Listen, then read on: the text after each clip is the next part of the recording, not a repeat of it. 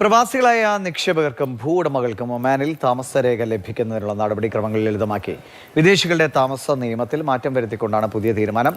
ഔദ്യോഗിക ഗസറ്റിൽ പ്രസിദ്ധീകരിക്കുന്നതോടെ നിയമ ഭേദഗതികൾ പ്രാബല്യത്തിൽ വരും.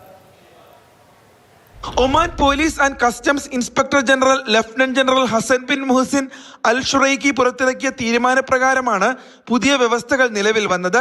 നിർമ്മാണത്തിനായി അനുവദിച്ചിട്ടുള്ള ഭൂമിയോ രജിസ്ട്രേഷൻ നടപടികൾ പൂർത്തിയാകാത്ത റെസിഡൻഷ്യൽ യൂണിറ്റുകളോ സ്വന്തമായുള്ള വിദേശ പൗരന്മാർക്ക് പ്രാദേശിക സ്പോൺസറുടെ സഹായമില്ലാതെ തന്നെ റെസിഡൻസി പെർമിറ്റ് അനുവദിക്കുമെന്നതാണ് പുതിയ ചട്ടം.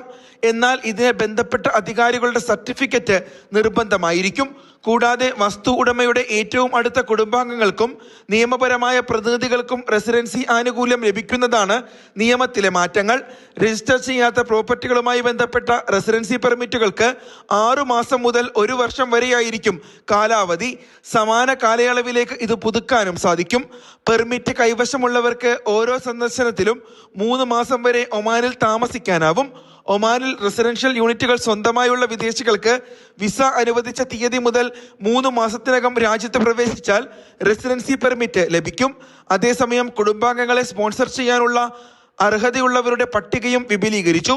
ഒമാൻ പൗരന്മാർ, GCC രാജ്യങ്ങളിലെ പൗരന്മാർ, ലൈസൻസ് ഉള്ള വിദേശ നിക്ഷേപകർ, റെസിഡൻഷ്യൽ യൂണിറ്റ് ഉടമകൾ, സർക്കാർ സ്ഥാപനങ്ങളിൽ ജോലി ചെയ്യുന്ന വിദേശ ജീവനക്കാർ എന്നിവരാണ് പുതിയ പട്ടികയിൽ ഉൾപ്പെട്ടിരിക്കുന്നത്.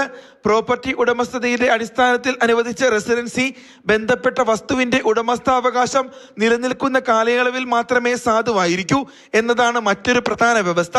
വസ്തു കൈമാറ്റം ചെയ്യപ്പെടുന്ന സാഹചര്യത്തിൽ ഉടമയ്ക്കും കുടുംബാംഗങ്ങൾക്കും അനുവദിച്ചിട്ടുള്ള റെസിഡൻസി പെർമിറ്റുകൾ സ്വമേധയാ റദ്ദാകുമെന്നും നിയമം വ്യക്തമാക്കുന്നു. Mathrubhumi news, Muscat.